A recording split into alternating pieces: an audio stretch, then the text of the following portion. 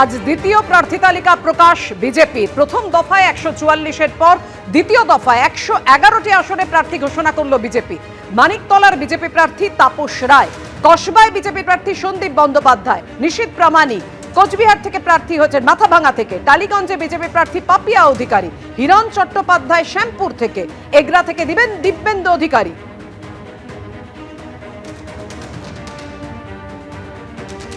আপনার ঠিক বিপরীতে রয়েছে অরূপ বিশ্বাস এবং পার্থপ্রতিম বিশ্বাস, দুটো হেভিওয়েট প্রার্থী। কিভাবে আপনার লড়াই করবেন, লড়াই কতটা কঠিন? আমরা লড়াই করব, আমরা খেলবো না। সুতরাং আমরা ন্যায়ের জন্য, সত্যের জন্য এবং মানুষকে ঠিকভাবে রাখার জন্য, কল্যাণের পথে যাতে ঠিকমতো থাকে এবং স্বামীজির কথা অভিমন্ত্রে দীক্ষিত হয়ে, এরা বিবেক মেলা করে কিন্তু স্বামীজির যে আসল কথা অভি অর্থাৎ ভয়হীনতা, ভয় থেকে মুক্ত হও, সেইটি আমরা প্রথমত আমাদের ভোটার্সদের কাছে নিয়ে যাব যে ভয় পেও না। লড়াইটা খুব একটা টাফ নয়, because we fight for the truth এবং মানুষ আমাদের সঙ্গে আছে। আমি গিয়ে দেখলাম মানুষ আমাদের সঙ্গেই আছে। আমরা দেখতে পাচ্ছি যে একাধিক প্রকল্প, সেখানে যুবশ্রী থেকে শুরু করে কন্যাশ্রী, এগুলোকে কেন্দ্র করে অনেক ভোট তৃণমূলের তরফে যায়। এটাকে আপনি মোকাবিলা কি করে করবেন? না ওসব নিয়ে মানুষ এখন আর বুঝতে চাইছে না। মানুষ বুঝতে পেরেছে এগুলো সরকারি ভাতা, আমাদের চাকরি দিতে পারেনি, আমাদের বাপ মাকে চাকরি দিতে পারেনি, আমাদের ভাইরা সব রাস্তায় বসে আছে, আমাদের ডিএ দেওয়া হচ্ছে না, অভয়ের ওই খুনের জন্য কোটি কোটি টাকা খরচা করছে। কাকে বাঁচাতে মানুষ বুঝতে পারছে না, সেইগুলোর কোনো বিচার নেই আজ অবধি। 111টি আসনের জন্য দ্বিতীয় দফায় প্রার্থী তালিকা ঘোষণা করেছে বিজেপি, যেখানে ব্যারাকপুরে বিজেপি প্রার্থী কৌস্তব বাগচি, মাথাভাঙা থেকে নিশীথ প্রামাণিককে প্রার্থী করা হয়েছে। সোনারপুর দক্ষিণে প্রতিদ্বন্দ্বিতা করবেন রূপা গঙ্গোপাধ্যায়, হিরণ চট্টোপাধ্যায়কে শ্যামপুরে, হাওড়ায় সেখানে প্রার্থী করা হয়েছে। নোয়াপাড়াতে অর্জুন সিংকে টিকিট দিয়েছে বিজেপি। অর্জুন দা, আপনি তো নোয়াপাড়ায় এবার ক্যান্ডিডেট, নোয়াপাড়ায় আপনার প্রতিদ্বন্দ্বী হচ্ছে ত্রিডাঙ্কুর ভট্টাচার্য। আগের চেয়ে কি হালকা মনে হচ্ছে না আরো কঠিন মনে হচ্ছে?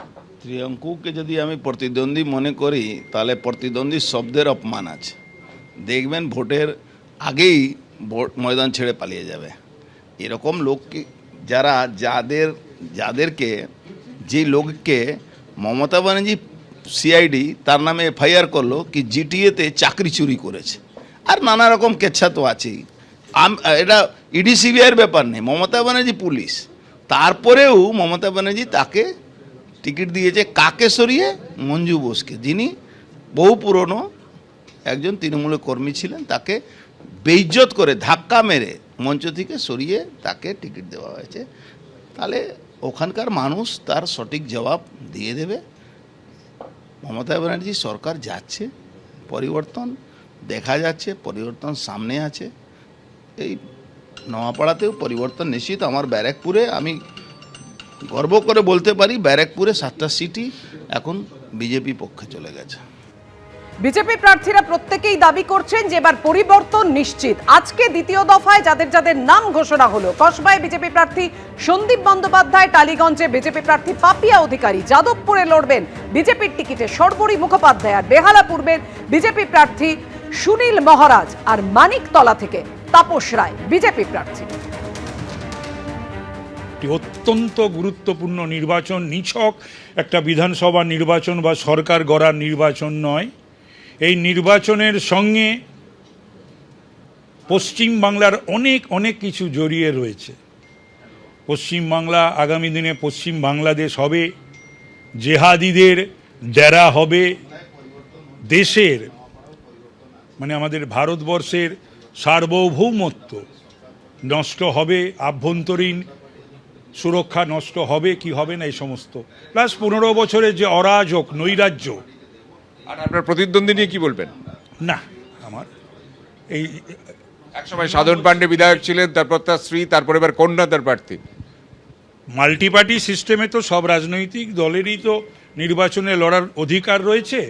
তো সুতরাং বাংলার যে ঐতিহ্য, যে পরম্পরা, যে সংস্কৃতি, সাধারণ এবং রাজনৈতিক সংস্কৃতি, সেটা বজায় থাকবে। এবং গত 24-এর নির্বাচনে যে ঘটনা আমার কলকাতা উত্তরে এবং মানিকতলাতে সকলেই জানে, যেগুলো ঘটেছিল সেগুলো না ঘটলেই ভালো। আশা করব যে এবারে নির্বাচনে সেই ধরনের অসভ্যতা অভব্যতা কিছু ঘটবে না।